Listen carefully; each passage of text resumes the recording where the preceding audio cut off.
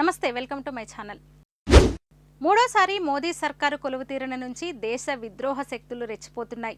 ఎక్కడో ఒకచోట ఏదో విధంగా అలజడి సృష్టించే ప్రయత్నాలు చేస్తున్నాయి.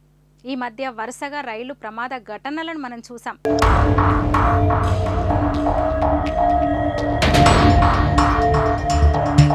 ప్రమాదాలు కాదు, కావాలని రైలు పట్టాలు తప్పించే విద్రోహ చర్యలని చెప్పొచ్చు. గతంలో ఎన్నడూ లేని విధంగా 3 నెలల్లో 25కు పైగా అలాంటి ఘటనలు చోటు చేసుకున్నాయి. ఈ ఉన్మాద విద్రోహ చర్యల్లో భాగంగా మొన్న 18వ తేదీన ప్రత్యేక ఆర్మీ రైలు సిబ్బంది ఆయుధాలతో ప్రయాణిస్తుండగా మధ్యప్రదేశ్ లిరత్లాం సమీపంలో పట్టాలపై 10 రైల్వే డిటోనేటర్లను గుర్తించారు. ఆ రైలు తిరువనంతపురం వెళ్తోంది. అదే మార్గంలో బుర్హాన్పూర్ జిల్లాలోని సగ్ఫటా, డోంగర్గావ్ స్టేషన్ల మధ్య ట్రాక్ల వెంట ఒక్కో దాని మధ్య ఒక్కో మీటర్ దూరం ఉండేట్లు వరుసగా 10 డిటోనేటర్లను ఉంచారు.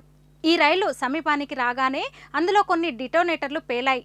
దాంతో వెంటనే రైలు నిలిపివేసి ఆ ప్రాంతాన్ని క్షుణ్ణంగా తనిఖీ చేసి వాటిని తొలగించారు.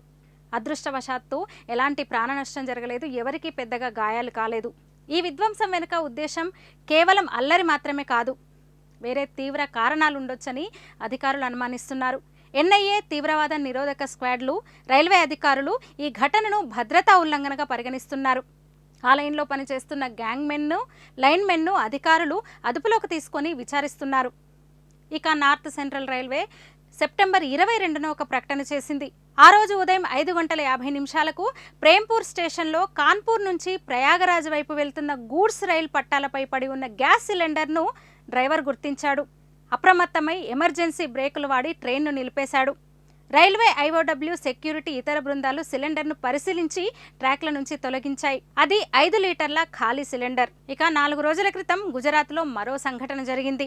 కొందరు గుర్తు తెలియని వ్యక్తులు కిమ్ అనే రైల్వే స్టేషన్ సమీపంలో అప్ ట్రాక్ చెందిన ఫిష్ ప్లేట్లు తొలగించి వాటిని మళ్లీ పట్టాల మీద అడ్డంగా పెట్టారు.